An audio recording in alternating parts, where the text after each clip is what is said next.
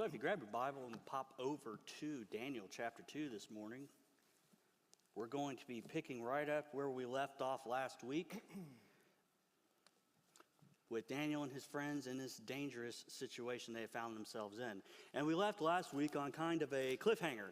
The story is set in the second year of Nebuchadnezzar's reign, the third year of Daniel and his friends' training to serve the king. And the king has had a troubling dream. And it was not the kind of troubling dream that may have come from indigestion. You think of Ebenezer Scrooge quipping to Jacob Marley, "There's more of gravy than of grave about you."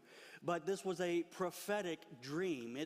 And in a day when we have a deep distrust of dreams, it's sometimes difficult for us to see how serious this situation really was. But in the ancient world, where dreams are regarded as a message from the gods, this was basically a matter of national security for Nebuchadnezzar. So he called together all of his advisors, demanding they interpret the dream, which they intended to do by all means, but there was just one catch, is he would not tell them the dream. They had to divine it somehow without the help of their books or their guides. And this dream was so important to Nebuchadnezzar that he knew he needed to hear a divine interpretation of it. He needed an answer from beyond the mortal realm. But his gods had no answers for him, and neither did his advisors.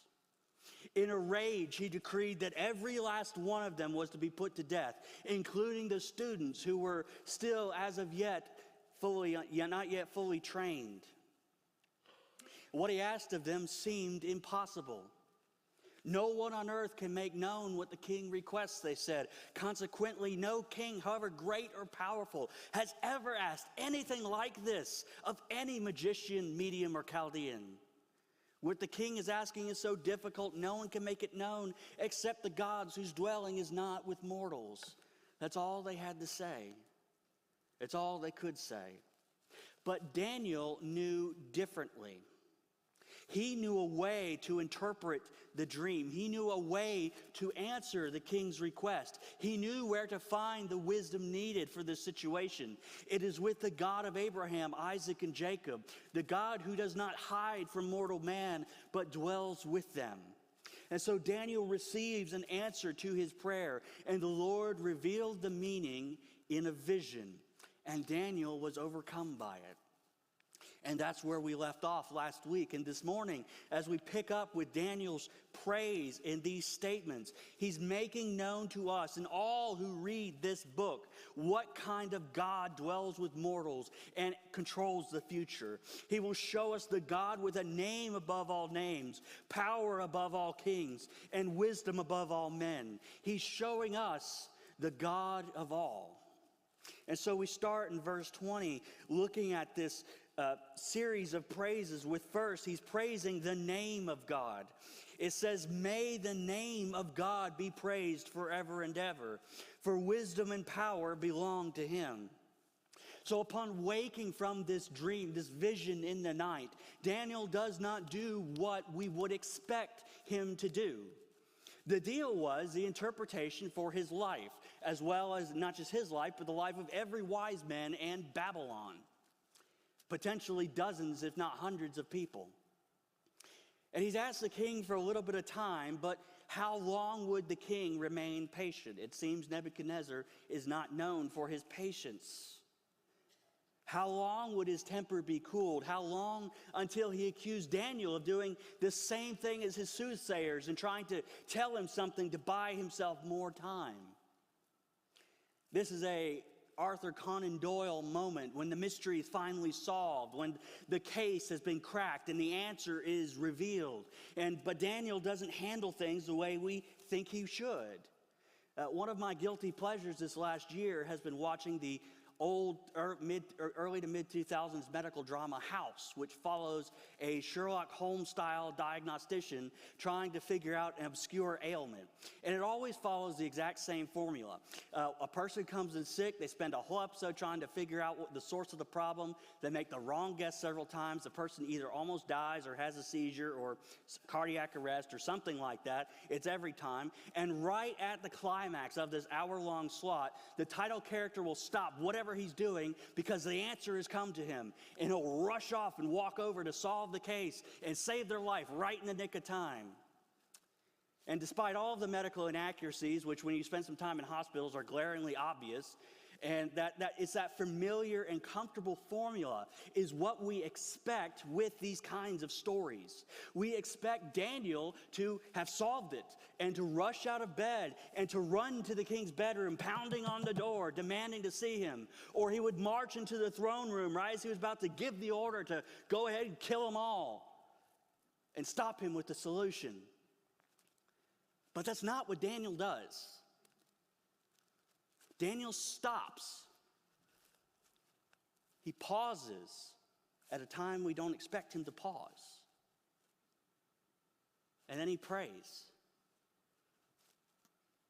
We who often treat prayer as a last resort are reminded here that our last resort is supposed to be our first response.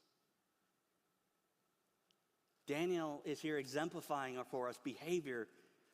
That's how God's people should naturally be living as exiles in a broken world.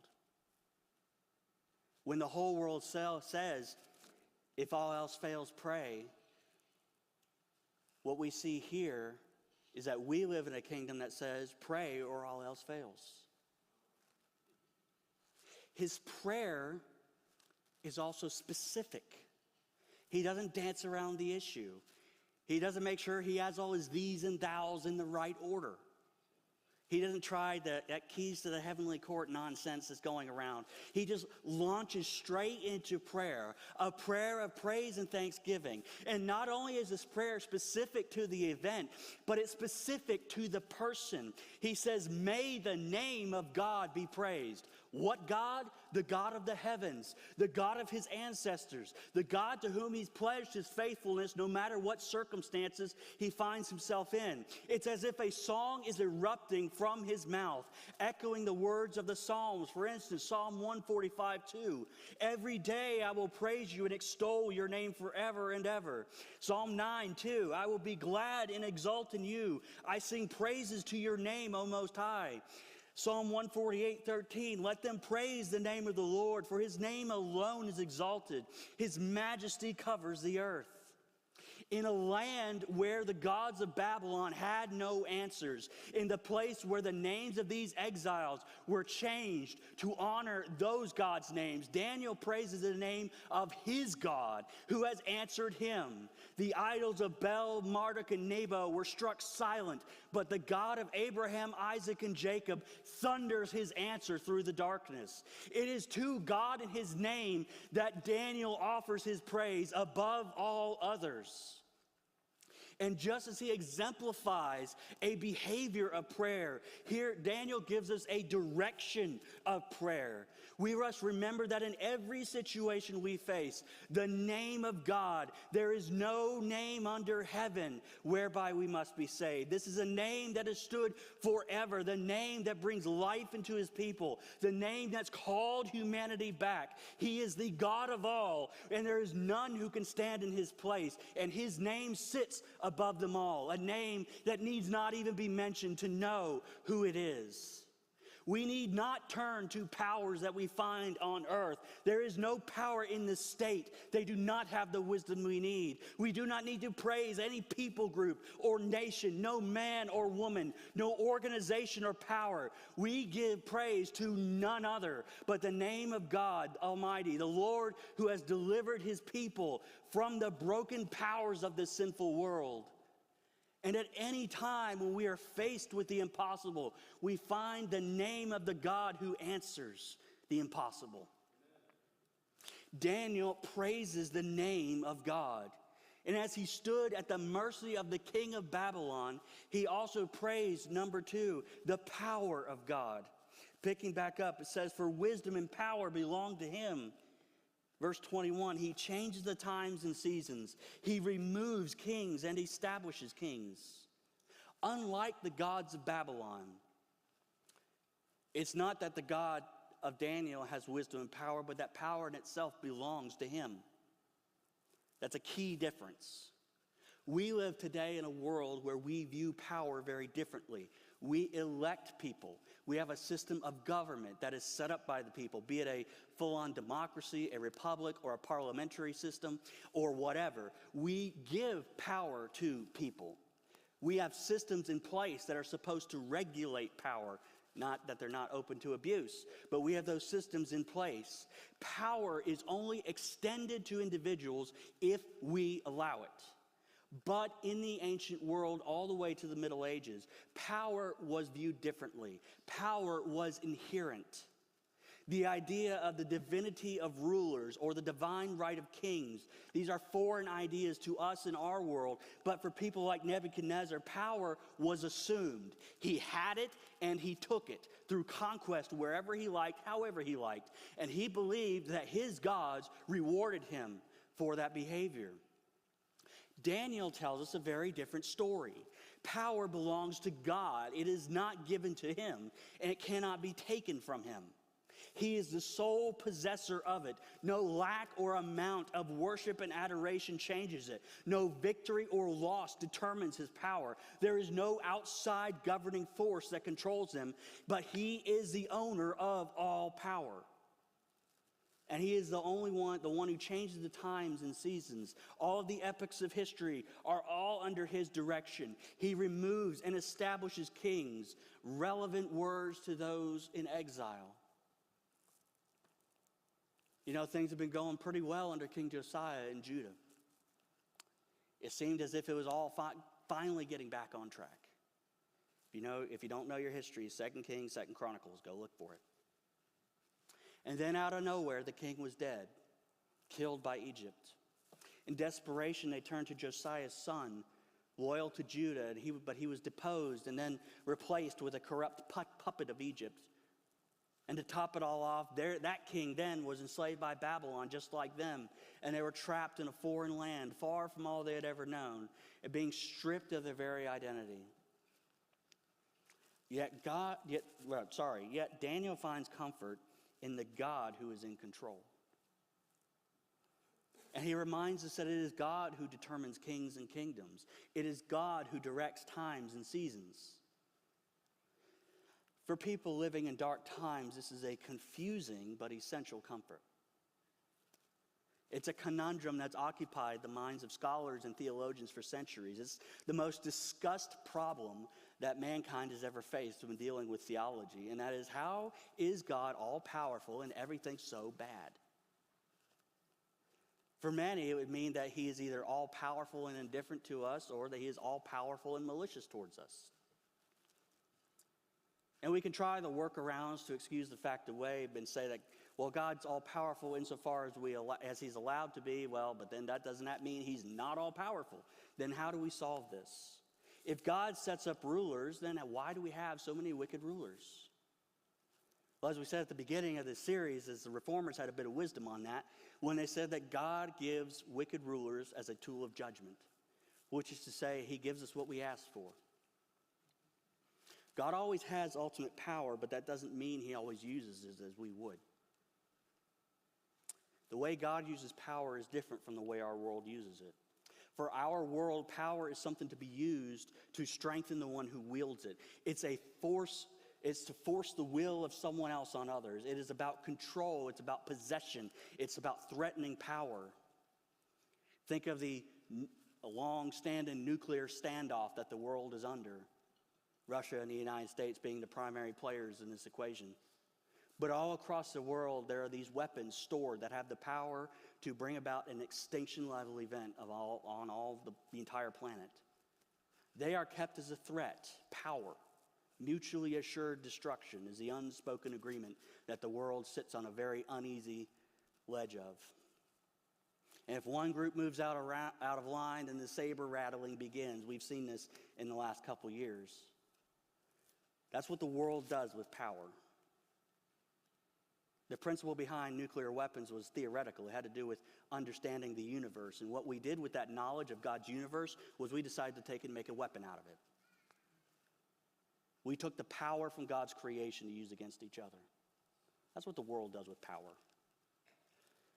And I don't care what political side you're on, the very existence of those weapons is evil. If you look into what that could possibly do, it's evil. To take God's creation and use it as a tool of destruction. It's wickedness. Our use of power is just short of insanity. But God doesn't use power that way. God has the power to undo all things, yet he allows it to happen. God has the power to make and unmake the universe time and time again, yet he does not. Why? Because his ways are not our ways. His thoughts are not our thoughts. He rules differently than we would because he is different from us. He is other than us, holy and righteous, good and compassionate. The power of God is a comfort to God's people because it is not like the power our world abuses. It is power with restraint. It is power with wisdom, which leads us to this next avenue of praise, which is number 3, the wisdom of God. Verse 23, I offer thanks and praise to you, God of my ancestors, because you have given me wisdom and power. And now you have let me know what we asked of you, for you have let us know the king's mystery. Unlike men, God does not hoard power to himself. He channels it. Unlike men, God does not keep wisdom to himself. He shares it happily, generously. Daniel was a first-hand witness to this. Nebuchadnezzar had all the power that men could ever want. His word was law. He had the spoils of kingdoms under him. He had all the knowledge of the ancient world to offer. He had riches and treasure and power, but he lacked one thing: wisdom. All of it was useless because it couldn't tell him the meaning of what troubled him. Power without wisdom is useless, but with wisdom, power is directed. God uses his power wisely to direct mankind in the way they should go. He does not give them the kings that they ask for. Well, he does give them the kings that they ask for. He does give them the seasons they desire, be it for their good or not in the short term. But that leads us to ask this question: how many times have we done this with our kids? I remember a story of my sister when she was little.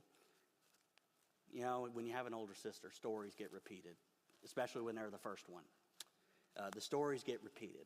But when she was like 3, I think, she was obsessed with buttermilk. It looked like the best thing in the world to her. She liked butter, she liked milk, so surely the two together would be amazing. So she was always asking, let me have that, let me have that. And I'm like, no, you're not going to like it, you're not going to like it, you're not going to like it. And every time, yes, I will, yes, I will. So what did they do? They gave her some buttermilk, let her see what it was like. She didn't like it. But humans are very much like 3-year-olds in a lot of ways. Really, we're all just 3-year-olds that got bigger and better at manipulating each other. And this all goes back to the garden with the tree of knowledge. It was power we weren't ready for. But like impatient toddlers, we had to take it and see for ourselves. Sometimes God lets us have what we want to learn the hard way. That's wisdom. Because we cannot learn if we do not experience things. Experience is indeed the best teacher. Even if it causes some temporary harm, if the lesson outweighs the harm, God will let us do it. Daniel's prayer in this chapter reminds us first of the need to acknowledge that we cannot do this on our own. We need God's help. And we must be daily reminded of that. Even when the solution is given, praise comes first. Thankfulness leads the way to success. We must remember to rely on him alone for our help, and that without him we can do nothing, because the power for what we need is only found in him, and he's the only one with the wisdom to see it through.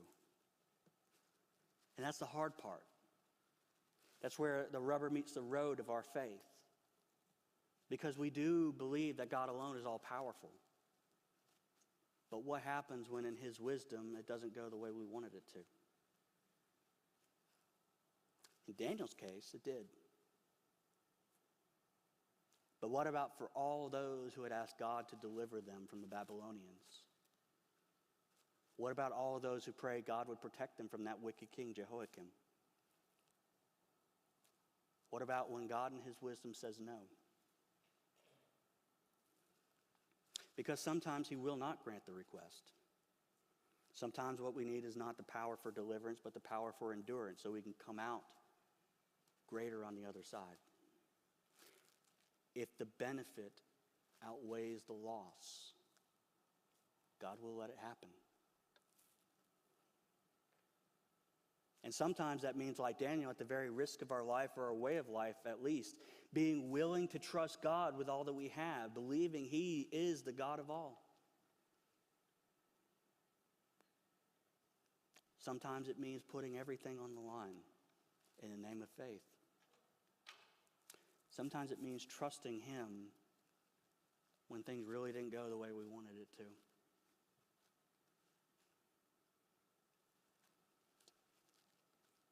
To say God didn't answer your prayer the way you wanted it to is not to say he couldn't.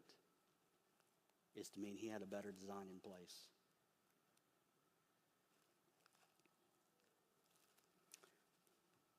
Daniel took a big risk here.